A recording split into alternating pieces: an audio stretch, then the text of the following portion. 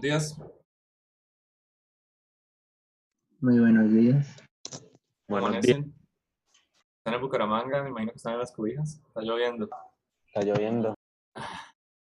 Qué clima más perfecto, ¿no? Sí, pero no para clase. No, mentira. Está bien. Este, ¿Vieron los videos, cierto? Sí, señor. Ok, listo. Parece perfecto. Vamos hoy a hacer un pequeño... ¿Me hicieron preguntas del otro? Un segundito.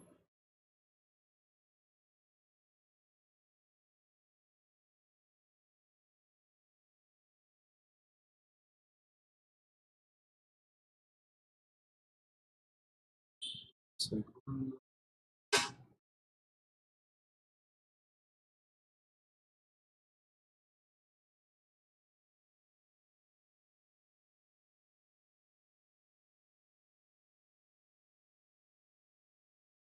Ok, listo. Vamos a hacer un pequeño resumen de lo que ustedes vieron ya en los videos, que es básicamente el álgebra vectorial. ¿Listo? ¿Ustedes saben cuál es el objeto geométrico más básico de todos? El cual se define y de ahí parte la definición de todos los otros. ¿La línea? Un poquito antes.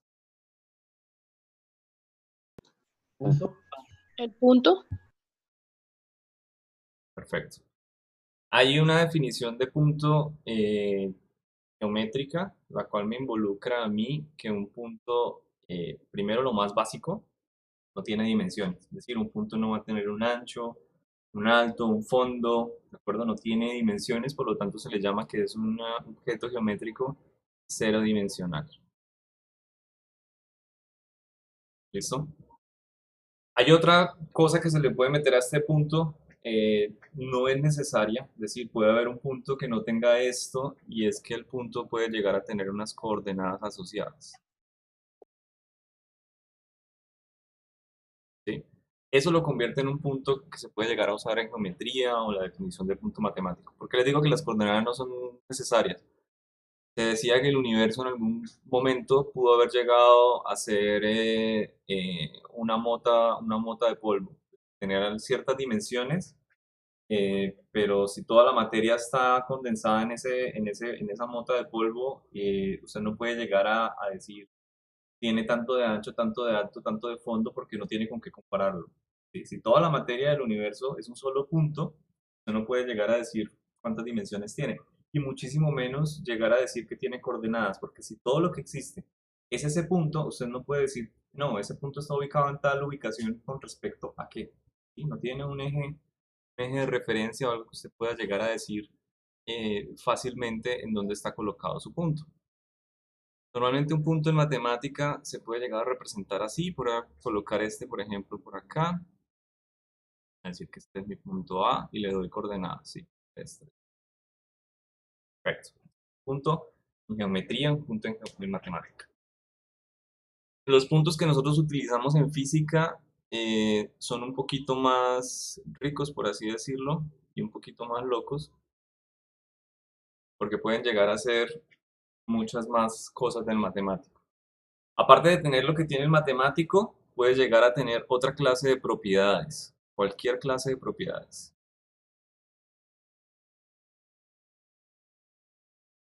Así que yo puedo llegar a decir, bueno, mi punto es un objeto y de hecho yo puedo llegar a decir esto de la letra X. Es un objeto de tipo punto, puede llegar a ser un objeto de otro tipo, por ejemplo. Y puede llegar a tener una serie de propiedades asociadas como por ejemplo una masa. ¿Ok? ¿Cuál es la masa que él tiene? ¿Cuál es la densidad que tiene? ¿Cuál es el momento que tiene? ¿Cuál es la velocidad que tiene? La aceleración, etcétera. Es decir, yo puedo llegar asociarle a un punto un resto de características que él puede llegar a tener, ¿sí? Y no solo eso, sino que aunque sea un punto cero dimensional, hay muchas cosas en física que yo puedo decir que también son puntos. Por ejemplo, podría llegar a decir que esto es un punto o que esto es otro punto.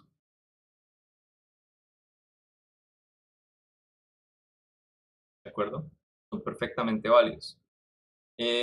¿Por qué? Porque yo podría llegar a decir, bueno, esto que es un objeto puntual, una masa puntual, resulta que está colocado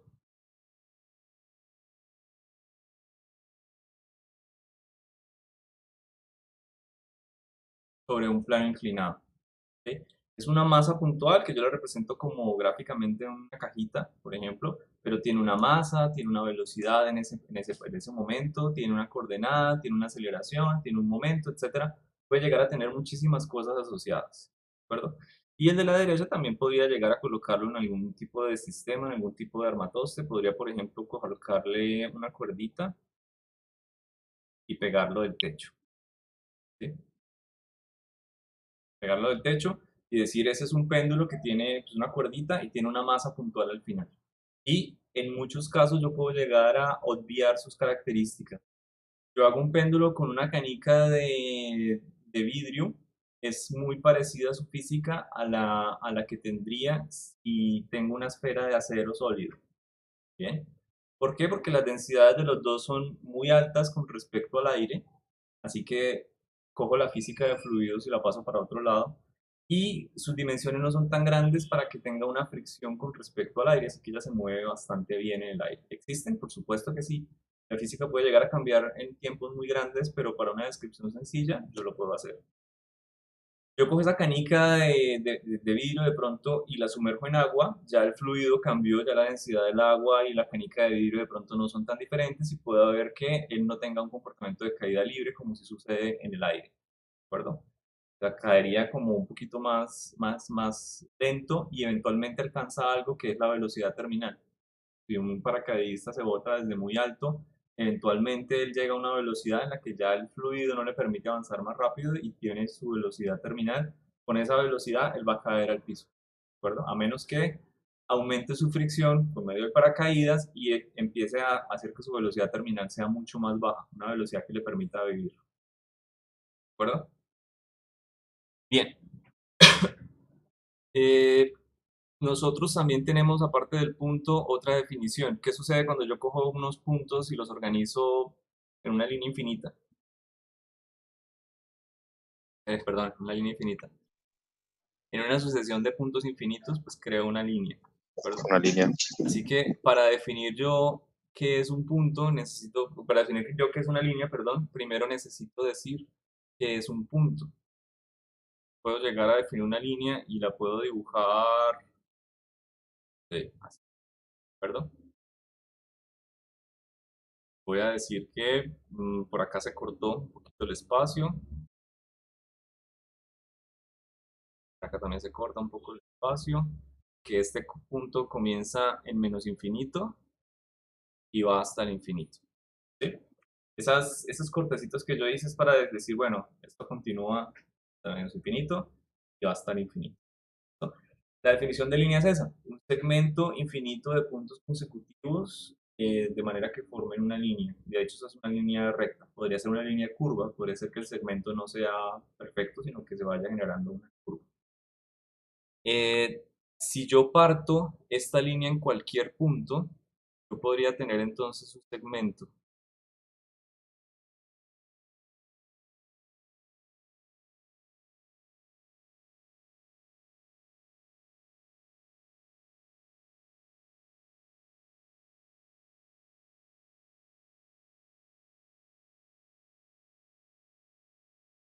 ¿Ok? Y cuando yo tengo un segmento de línea, yo puedo llegar y asociar un concepto nuevo que no tenía acceso antes. Y es que puedo llegar y mirar desde donde comience hasta donde termine y hablar de una magnitud. ¿Bien? Esta magnitud, cuando nosotros la hablamos, nosotros la definimos como un escalar. ¿Algunos de ustedes saben qué es un escalar? ¿Qué números contiene un escalar? Porque un escalar puede ser muchas cosas. Números reales, si no estoy Ok, mal. números reales. ¿Incluye algunos otros números? Si quieren revisen Wikipedia rápidamente.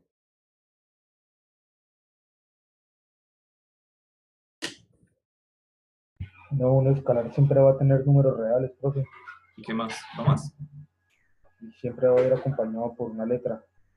¿Pero un escalar puede tener alguna otra cosa? Venga, reviso a ver si ha cambiado. Si no estoy mal, puede tener una magnitud, pero no una dirección. No, sí, pero un escalar, ¿qué números contiene? Ya sé que contiene los reales. ¿Qué otros números contiene? Dice que los complejos. Ah, ok. Quiere decir que un número escalar no solamente es los números reales, también puede llegar a ser los números complejos, ¿cierto? ¿Qué números existen aparte de los reales y los complejos? Que no estén contenidos acá. Por ejemplo, los números naturales están dentro de los reales. Es sencillo. Números fraccionarios también. No hay más. Lo sepa. ¿De acuerdo? Cuando yo hablo Pero de números ¿Imaginarios? imaginarios son los mismos complejos. Imaginarios son complejos. Sí, son palabras que tienen el mismo significado. Los números complejos o los números imaginarios son iguales. A lo que me refiero es, un escalar me corresponde a mí a cualquier clase de número dentro de una recta numérica. ¿Sí? Su escala es una escala compleja, entonces está contenido. Si su escala es una escala real, está contenido una escala natural, etcétera. Todos los números están contenidos dentro del concepto de escalar. ¿Bien? ¿Para qué me sirve esto? Para generalizar lo que es un vector. Y es que un vector tiene una parte real, y tiene una parte, perdón, escalar y una parte vectorial. ¿De acuerdo? Nosotros cuando definimos un vector, que es lo que sigue,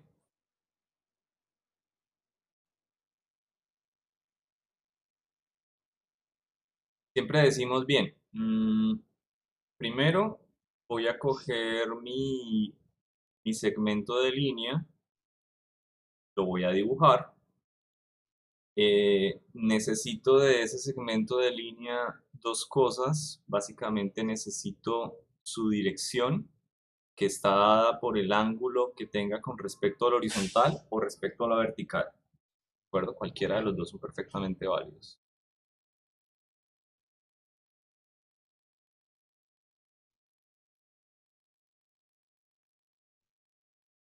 Por respecto a alguna otra dirección que yo quiera. Es decir, yo no tengo que limitarme de que sea horizontal o vertical, lo hacemos simplemente porque nuestros ejes cartesianos están definidos en el eje horizontal y el eje vertical, el eje X o el eje Y. Pero si estuvieran definidos a 20 grados de inclinación, entonces también sería el ángulo con respecto a esos 20 grados de inclinación. ¿Sí? No tiene ninguna clase de límite. Lo único es que yo sí necesito una dirección con respecto a. Siempre es con respecto a otra cosa.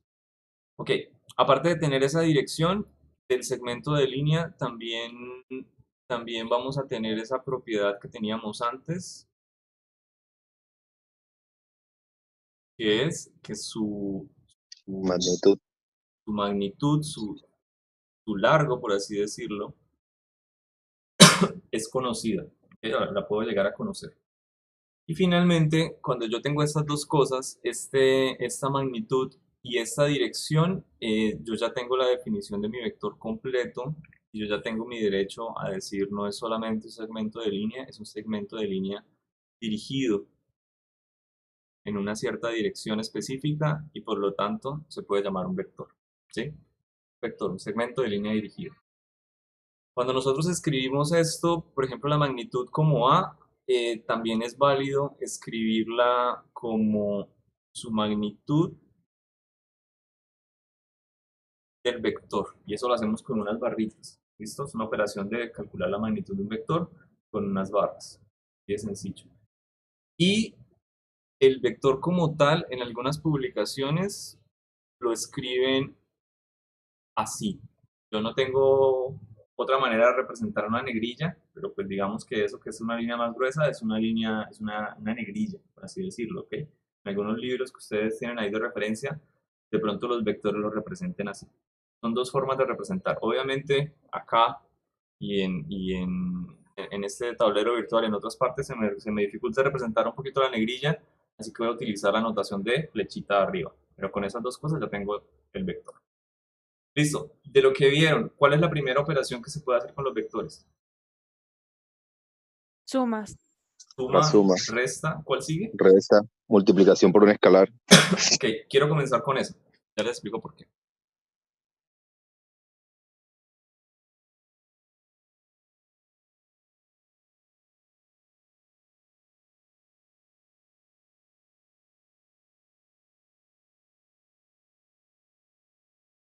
Eso. A mí el producto por un escalar me lo definen simplemente que para obtener un vector, digamos un vector b, voy a multiplicar un escalar, que es una letra, una constante, por otro vector. ¿Listo?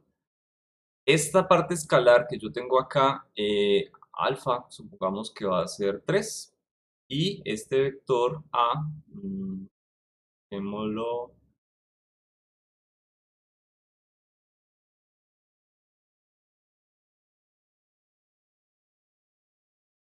así. ¿Listo? Bien, ese resultado de A más, de alfa, perdón, por A, pues me va a dar un vector A, pero que va a tener una dirección 3 veces más grande, ¿no? Que podría llegar a ser algo como esto. No sé si la La dirección me magnitud. quedó perfecta. Este va a ser el vector. Este va a ser mi vector B, que va a tener una magnitud exacto que va a ser 3 veces más grande que A. ¿Sí o no? Perfecto. ¿Qué pasaría ahora si mi alfa fuera, no sé, -1? ¿Qué sería mi resultado de B? Invierte la dirección Cambia del la vector. dirección. Invierte la invierte. dirección, la cambia, muy bien. Es decir, yo tendría aquí mi vector. Yo tendría mi vector A que tendría, ojo, ese es el mismo vector A que está arriba, ¿de acuerdo? Es este mismo que tenemos acá. No le he puesto todavía mi dirección vectorial. Por supuesto, se va a invertir, lo que quiere decir que va a ir en el otro lado, pero su magnitud va a seguir siendo la misma, ¿no? La misma magnitud que tenía el vector A original.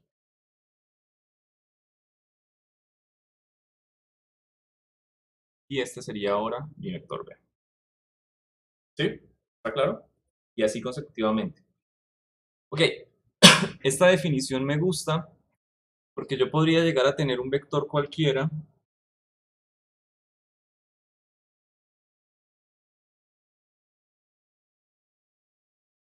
utilizar el mismo A que tengo arriba.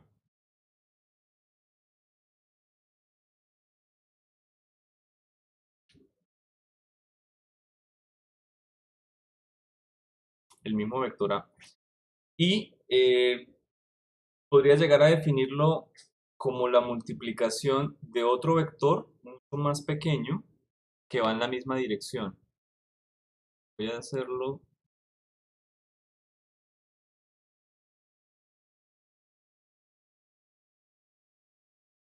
como este vector.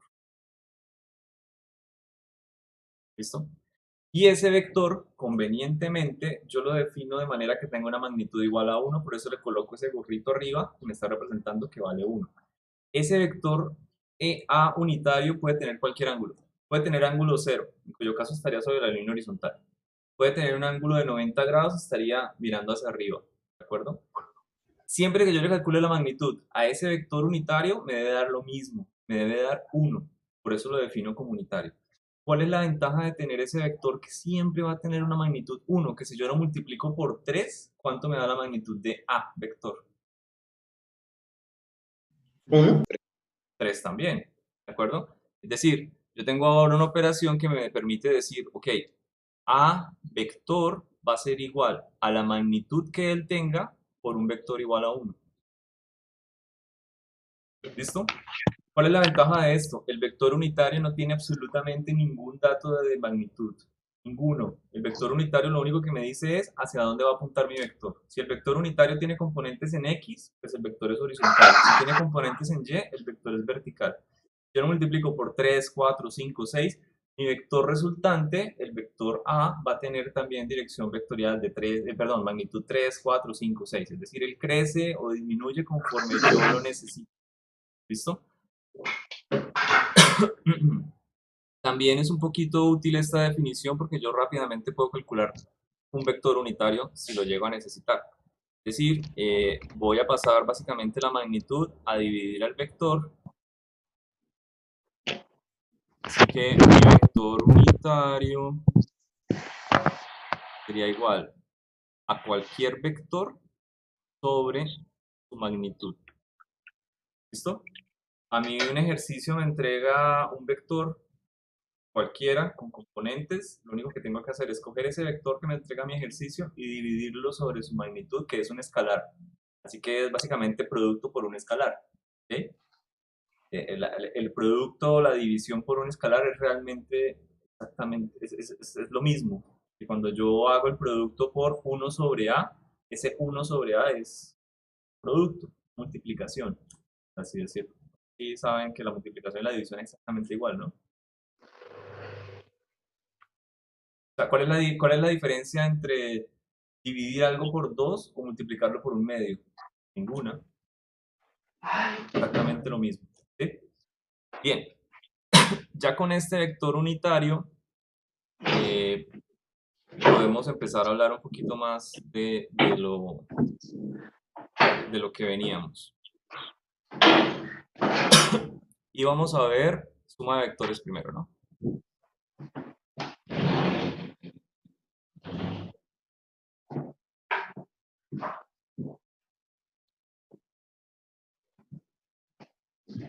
Persona, ¿usted está grabando? Señor, ¿Usted está grabando la Sí. clase? señor, ¿por qué? Es que, ¿cómo decirlo? En YouTube no se encuentra su clase con sonido, solamente la imagen. Sí, yo lo escribí en el comentario del video. Tuve problemas en el primero donde ustedes no salían y después yo no salía. O sea, en la semana 0, un sonido salía y no el otro. Así se intercambiaron. Creo que en la primera semana yo no tenía audio, no, ustedes no tenían audio. Parezco hablando solo frente al espejo. Y en la siguiente sesión ustedes hablan y yo no me escucho. Hoy ya estoy grabando todo y funciona bien. O sea, ya la grabación va a estar con el audio de los dos. En el último video que subí, de hecho, creo que... Ah, no, gracias. En el próximo video, en este video, mejor dicho, ya va a estar todo solucionado. ¿Sí? Listo, muchísimo. Mira los comentarios del video de YouTube. Ahí explico. Vale. Ok. Voy a definir dos vectores.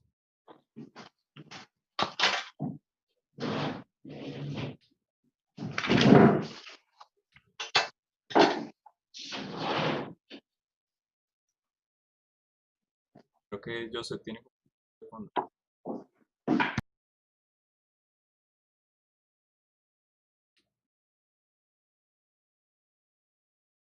Voy a definir dos vectores cualquiera y voy a proceder a hacer la suma. Como estos son objetos geométricos, eso es lo bueno de estos programas, yo puedo llegar y arrastrarlos y ubicarlos como yo quiera. ¿Sí? A mí la definición de suma me dice que conforme yo coloco mi vector A, por ejemplo, puedo llegar a colocar la cabeza de A, donde termina, y colocar la cola del vector B. ¿Sí?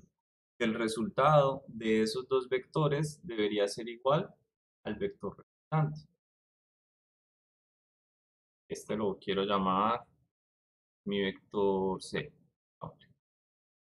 ¿Listo? Lo que quiere decir que esta operación que yo acabo de hacer es la operación C igual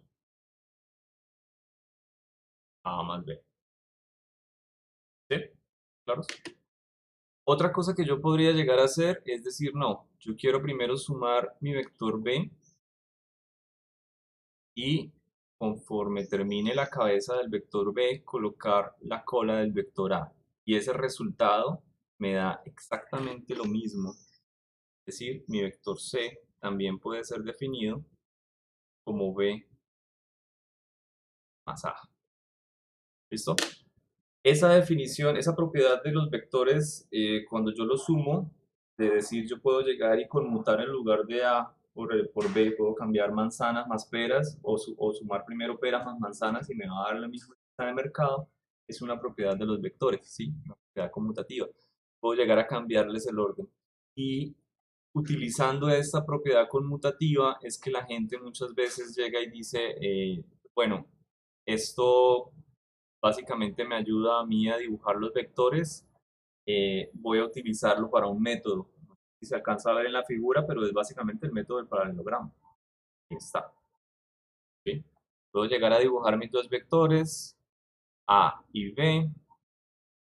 Dibujo mi vector A, donde termina B, pero lo dibujo aquí con unas líneas punteadas. Y dibujo mi vector B, donde termina el vector A, también unas líneas punteadas. Y ese es el equivalente al vector C. Cualquiera de los dos métodos de dibujo son perfectamente válidos. ¿Sí? Son detalles pequeños que se... ¿Está claro? ¿Tiene alguna duda?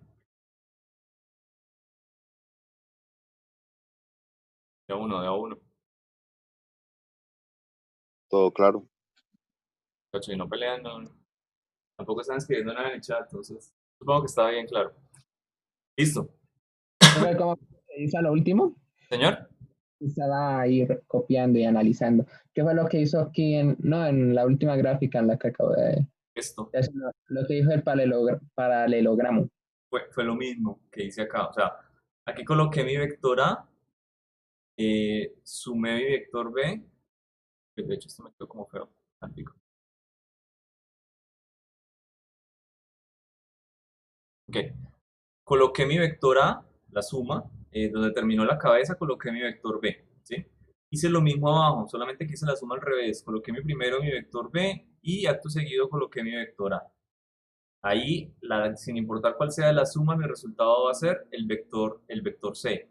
Tenemos aquí. Lo que le estoy diciendo es, el método del paralelogramo lo que utiliza es esta propiedad para hacer el dibujo de los vectores. Él simplemente, en lugar de dibujar el vector A, lo que dibuja es una línea punteada o una línea común y corriente, que es, obsérvela, la misma magnitud de A y la misma dirección de A. Y arriba coloca un vector B, bueno, una línea punteada que tiene la misma dirección de B y la misma magnitud de B. ¿Sí?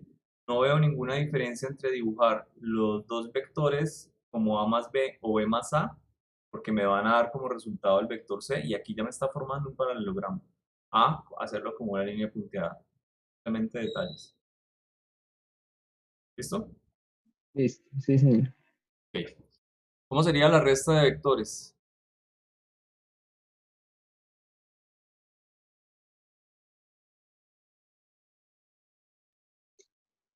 A más el negativo de B.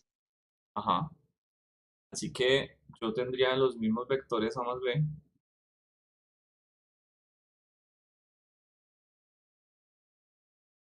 Yo tendría los mismos vectores A más B, pero es conveniente también saber qué sería el vector menos A y el vector menos B, ¿ok? Porque la resta puedo llegar a calcularla de cualquier manera. Voy a dibujarlos acá rápidamente.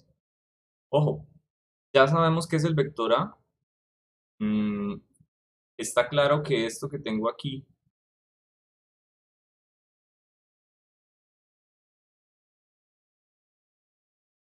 sería mi vector menos A, por ejemplo.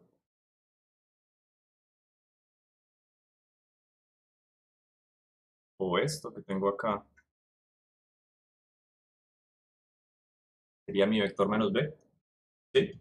¿De dónde viene esta definición de que A, como yo lo tengo en este dirección, vamos a tener ahora un vector menos A en una dirección igual más 180 grados? ¿De acuerdo? O sea, estamos aquí cogiendo el ángulo del vector, por ejemplo, θ de A, y le estamos sumando 180 grados, lo que quiere decir que sería algo como por el estilo. Grados o pi, ¿sí? Y me da esa dirección. Es decir, el ángulo de A más 180 grados o pi me da el vector en dirección completamente opuesta. ¿Okay? Recuerden algo, para definir un vector yo necesito solamente su magnitud y su dirección, pero yo podría llegar a utilizar un nuevo concepto y asociarlo porque lo puedo utilizar un poquito para comparación, y es el de sentido. Normalmente se decía hace tiempo, en algunos libros todavía lo dicen, que el vector realmente tiene tres cosas. Tiene una magnitud, tiene una dirección y un sentido. Yo no le veo mucho sentido a decir eso, pero sí lo veo cuando quiero comparar dos vectores, porque yo puedo decir que A y menos A tienen la misma magnitud, pero van en sentido opuesto. B y menos B tienen la misma magnitud, pero van en sentido opuesto. ¿Cómo calculo un vector menos B? Por eso es que les dije que era importante tener claro el producto por un escalar. ¿Okay? Es el resultado de coger un vector como el vector A y hacer el producto por un escalar que sea igual a menos 1. Lo que quiere decir que este B es realmente A negativo. Pero es el inverso del vector. Bueno, inverso en sentido opuesto a A. ¿Está claro? Más o menos sí. No, ¿qué necesita entonces? ¿Qué no entendió? De nuevo, de nuevo. ¿En serio? Ok. Listo. Muchachos, tenemos el vector A y tenemos el vector B. ¿Sí? Para obtener un vector negativo, es decir, el vector menos A o vector menos B, es básicamente el mismo vector, pero que va a tener un sentido opuesto. ¿Sí? Utilizando el producto por un escalar, me doy cuenta que es el resultado de coger el vector A y hacerle el producto por un escalar que sea menos 1. No estoy cambiando su magnitud, sigue siendo A, pero el sentido que va a tener es el opuesto. Miren que B es opuesto a A. ¿Estamos de acuerdo? Sí, señor. Ok. Listo. ¿Para qué es útil tener este menos A y menos B? Que yo puedo llegar a tener acá la resta.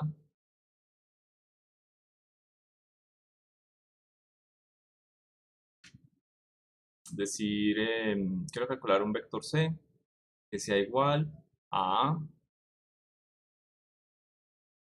menos B. ¿Listo? Con el permiso de ustedes, una vez más voy a copiar, la pereza hacerlo diferente. Es mi vector A.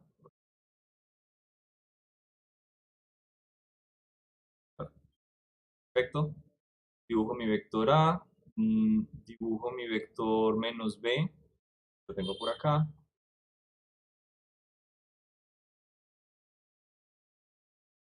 Y ese resultado de esa suma es realmente lo que yo tengo acá. Es decir, no he cambiado absolutamente nada de lo que yo venía haciendo arriba. Sigue siendo la suma de un vector A más un vector inverso a B. ¿Okay? Quiere decir que me sigue aplicando lo mismo. Donde comienza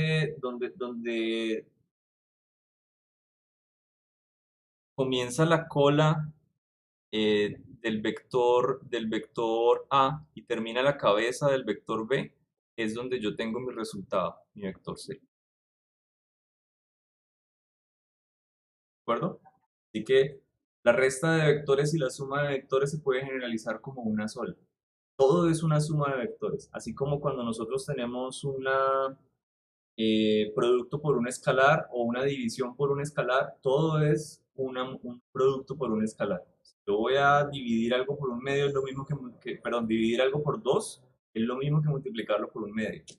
Bien, es una forma de generalizar las cosas, de más general esté algo poco más claro. Ahora quiero hacer la resta y obtener otro vector, lo voy a llamar D, que va a ser igual a B menos A. ¿Listo? Quiere decir que estoy conmutando otra vez las dos cosas. Estoy pasando A al lugar donde estaba B y B al lugar donde estaba A. Y quiero mirar ahora qué sería eso. Voy a coger De nuevo, mi vector B, voy a colocarlo por acá, que va a ser lo primero que yo voy a sumar, y ahora voy a buscar este menos A, y lo tengo por acá. Listo. Perfecto.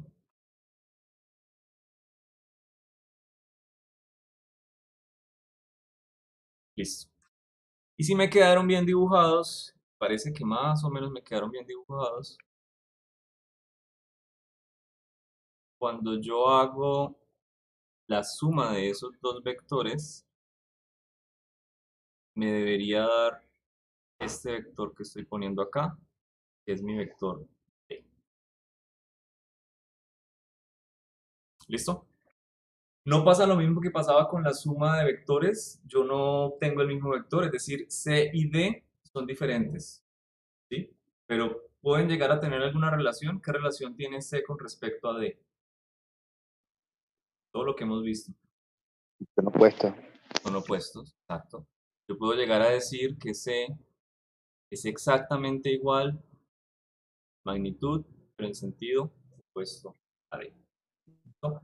Esto también lo que me quiere decir es la resta de vectores no es conmutativa, pero pues tiene algunas propiedades interesantes. Dependiendo de qué vector yo sume, cuál vector tenga signo positivo, perdón, y a cuál le esté restando, voy a obtener la misma magnitud del vector. Así que si yo solamente necesito la magnitud, no me interesa mucho la operación. Pero si yo necesito tener algún sentido, tengo que tener cuidado porque puedo obtener el opuesto. Y es sencillo. ¿Ok? Bien, ya con suma y resta claras, espero. ¿Les quedó claro o tienen alguna pregunta? No hay pregunta por chat, no hay pregunta por acá. Ahora no. Continuamos. Listo. El producto punto, ¿cierto? Siguiente producto que a mí me define. Cuando digo definen es que este producto no viene de algo atrás. Así como nosotros definimos qué es un producto por un escalar, el cual me sirve a mí para definir el producto punto, el cual me sirve a mí para definir el producto inverso, y defino la suma de vectores con la cual, utilizando la definición por producto por un escalar, puedo llegar a definir qué es una resta de vectores. Parece interesante. Solamente necesito suma de vectores, ¿ok? Solamente necesito suma de vectores y producto por un escalar para definir la resta. No necesito nada más. La resta realmente es la suma entre un vector con un opuesto. Véanlo así, porque es mucho más general. Que más general tenga la idea en la cabeza, es mucho más sencillo generar nuevo conocimiento. Ok, el producto punto entonces se me define, colocarle acá una magnitud C igual a punto B o B punto A.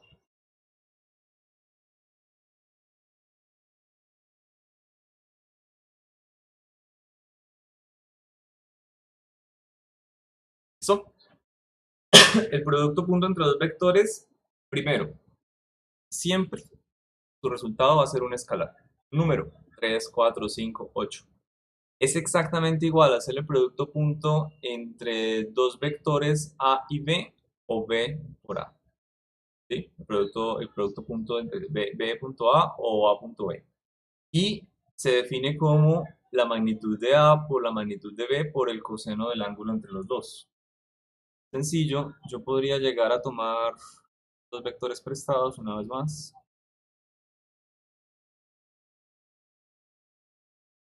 Y para averiguar el ángulo entre los dos, me parece conveniente colocarlos los dos en el mismo origen.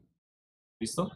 De manera que yo puedo llegar y decir, este ángulo que veo acá es el ángulo entre los vectores A y B. Y es todo lo que yo necesito, sumadas sus magnitudes, para poder calcular el producto punto. Aquí hay un pequeño inconveniente con estos productos vectoriales, y es que nosotros tenemos que definirlos para suplir algunas necesidades. Si yo tengo una recta numérica, la voy a dibujar abajo, y esta recta numérica, normalmente cuando uno la define, uno tiene que definir un lugar de origen. Puede ser este. Voy a decir que este es mi punto de origen, este es mi valor 0, que mi recta numérica es la recta de los reales, por ejemplo, y voy a colocar aquí unos cuantos elementos. ¿Listo? Este elemento y este elemento. A este elemento voy a llamarlo, perdón, voy a decir este es el número 1 y este otro elemento es el número 2. ¿Sí? Sencillo. Si yo quiero hacer el producto entre esos dos elementos, todo lo que tengo que hacer, porque están ubicados en la misma recta, es multiplicarlos. 1 por 2. Se acabó. ¿Cuál es el resultado? 2. Está dentro de la misma recta incluso. ¿Sí o no? Si los elementos fueran, no sé, 2 y 3, pues hago el mismo proceso. 2 por 3, 6, y me da un poquito más allá en la recta de los reales.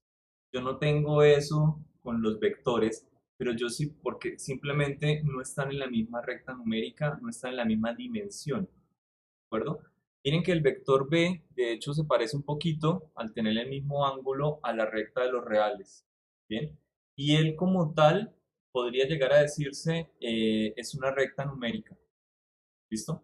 Yo no puedo llegar y operar algo de A con B porque simplemente están en dimensiones completamente diferentes. El vector A está por acá y el vector B está en otro lado. ¿Okay? Pero podríamos utilizar el concepto del sol de mediodía. ¿Qué me refiero con el sol de mediodía? Es que yo podría llegar a tener por aquí el sol, cosa por el estilo, y voy a mirar cuál es la sombra que produce ese sol mientras pasa por A y proyecta sobre B. Es decir, supongan que A es un tejado, básicamente la sombra que él me está haciendo va a ser este número que está aquí marcado. Es decir, esa es la proyección del vector A, del vector B. ¿No? Y me funciona muy bien con la aplicación del sol de mediodía, simplemente porque B está sobre un piso, por así decirlo, una recta horizontal. ¿Okay? Esa proyección de A sobre B, ustedes que ya vieron operaciones trigonométricas en el colegio, es muy fácil de calcular porque este lado que yo tengo acá es el lado adyacente de un triángulo, este lado que yo tengo acá es el lado opuesto de un triángulo y este lado sería la hipotenusa. ¿Sí? Si ven el triángulo que se está formando entre A, la línea amarilla y el segmento de B, ¿sí o no? ¿Sí o no, muchachos? Sí, señor. Sí, señor. Señor. Oigan, pilas. Sí. Bien. ¿A qué relación trigonométrica me refiero? Yo ahí no quiero hallar el segmento de línea en amarillo, me parece relevante. Quiero hallar es qué número me está representando sobre la escala numérica de B, y normalmente el dato que nosotros tenemos de un vector es su magnitud, ¿cierto? Así que, ¿qué relación trigonométrica tengo entre el ángulo, el lado adyacente y la hipotenusa? Coseno. Perfecto. Coseno del ángulo entre A y B va a ser igual al lado adyacente sobre la hipotenusa. En este caso, el lado adyacente es la proyección. No me va a caber. A sobre B.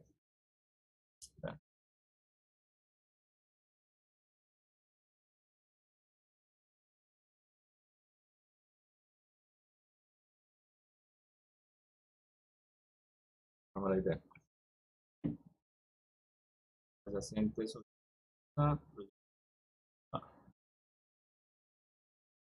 sobre B. Listo. Perfecto. Proyección de A sobre B sobre la magnitud de A. ¿Sí? Lo que quiere decir que para averiguar esa proyección de A sobre B, todo lo que yo necesito es despejarla. Si la proyección de A sobre B va a ser igual a A por coseno de AB.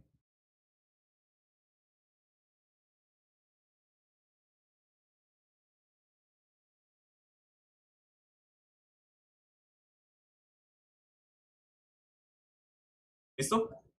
Esa proyección de A sobre B, que es la línea amarilla, esta que tengo acá, es el punto sobre la recta numérica B. Es decir, el punto que está sobre el vector B. Puede llegar a ser un numerito, una cosa como el que tengo acá. Y ahora ya que está un numerito, podría multiplicarlo por un número que también esté dentro de esa recta. En ese caso sería este número. ¿Y qué número es ese? Pues la magnitud de b. Porque desde el origen, desde acá hasta acá, ese vector tiene una magnitud que es simplemente b. Así que la proyección de a a b, que es a coseno de teta por b, me da el resultado ab coseno de teta. Ese es el sentido del producto punto. ¿Ok? Es definir una multiplicación, como lo llamábamos antes, o un producto entre dos escalares, pues es muy fácil porque lo tenemos en la misma recta numérica. Pero dos vectores, como les digo, están en dos dimensiones completamente aparte. Así que tengo que sacar la sombra o proyectar uno sobre el otro, y una vez que los dos estén en la misma recta numérica, los multiplico como si fueran dos escalares, son dos escalares común y corriente, y obtengo mi resultado. ¿Listo? ¿Está claro? El sentido de por qué necesitamos el producto punto, porque tenemos que tener un producto punto.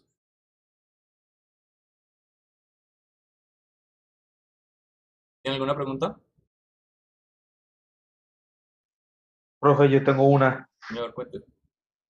Es que, pues no sé, es un poquito ya más atrás, es en la parte de resta de vectores.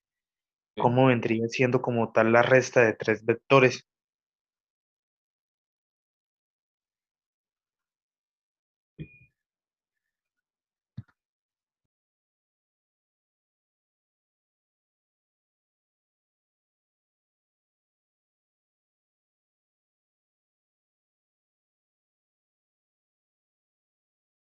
Ok.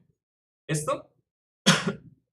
Sí, sí, señor, pero sería como tal la resta de tres vectores, ¿cómo vendría siendo? Mm, sigue la misma lógica. Asociativa. Sigue la misma lógica. No, es decir, yo podría llegar a tener acá tener, vamos a hacer varios vectores, listo. Vector A,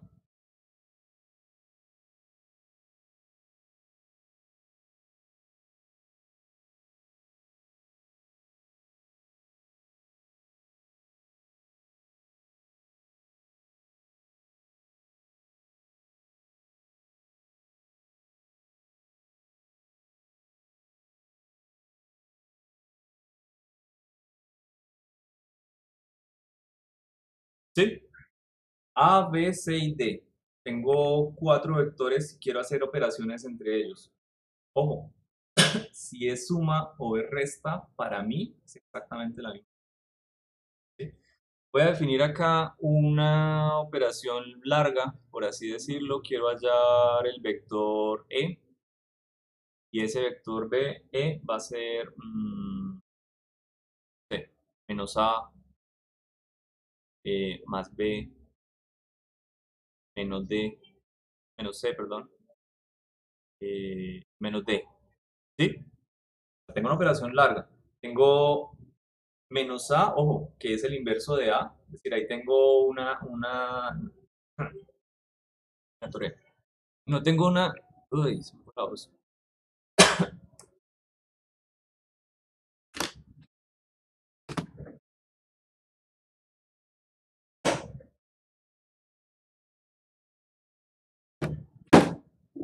Ah, ya. No tengo una resta, tengo simplemente el vector inverso, ¿de acuerdo? Un vector A que es negativo, más un vector B, tal cual como está definido, más el inverso de C, más el inverso de D. O si lo quiere mirar, tengo menos A más B menos C menos D. Es exactamente igual. Lo único que yo necesito hacer es empezar a hacer la suma de ellos, por así decirlo, teniendo en cuenta el signo. ¿Listo? Podríamos dibujarlos. Voy a intentar hacerlo rápidamente. Aquí tendría el vector menos A, lo cual quiere decir que ese vector iría hacia abajo. ¿Sí? ¿Estamos de acuerdo que este es el vector negativo? Sí, sí, señor. ¿Ok? Luego sumo B, lo cual quiere decir que me va a caber aquí. Voy a poner esto arriba, listo.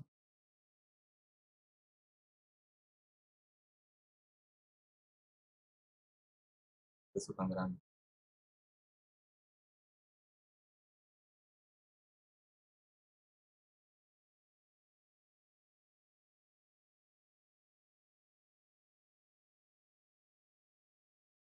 Bien, esperemos que ahí quepa. Tengo A, perfecto. Ahora tengo mi vector B, lo voy a dibujar hacia abajo.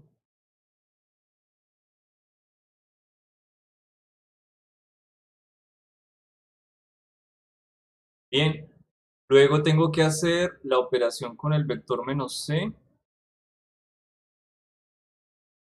que es este que tengo acá, pero la voy a hacer hacia, en el sentido opuesto.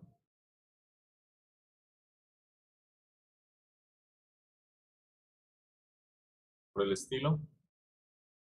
Y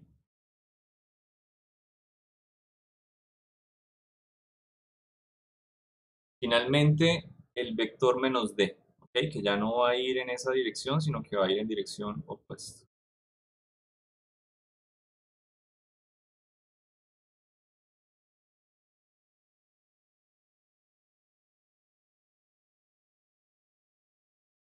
Bien, ya tengo todos mis vectores. ¿Cuál es el resultado? Lo mismo, la misma lógica. Yo empiezo en la cola del primero y termino en la cabeza del último.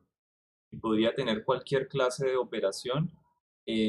La operación de suma o de resta, una vez yo finalice mis 4 vectores, en este caso podrían ser 2, podrían ser 10, podrían ser 20, va a ser mi vector respuesta, que es el vector E. ¿Ok? Y esta lógica también va a cumplir para cuando miremos por componentes. Es decir, si usted tiene la operación de suma y resta entre 10 vectores, pues usted va a sumar primero los de X o restarlos, suma, resto, sumo, resto, sumo, resto, y luego los de Y y luego los de Z, y su respuesta es el vector equivalente. ¿Ya? ¿Un poquito más claro? Sí, sí, señor, gracias. Tranquilo. Listo. Ok, para finalizar, porque nos quedan 4 minutos, básicamente ya terminamos, no alcanzamos a ver los de producto cruz. Miren algo interesante, y es que yo les decía que A.B es lo mismo que B.A. ¿Ok? Y es que es exactamente igual proyectar el vector A sobre B a proyectar el vector B sobre A.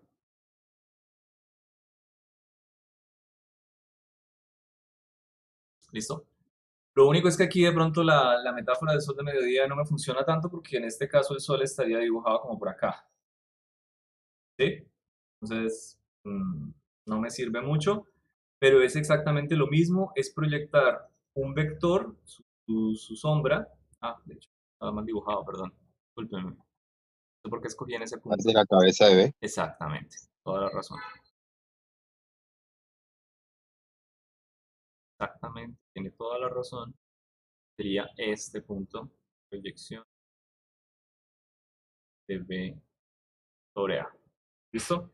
Y ese punto que me queda sobre A ya lo voy a multiplicar con el escalar en la recta de A, que es la magnitud. Y el resultado de esos dos escalares me da un escalar. ¿De acuerdo? Es lo mismo cambiar el orden de la multiplicación, es lo mismo proyectar A sobre B a proyectar B sobre A. Me va a dar AB por el coseno del ángulo entre los dos.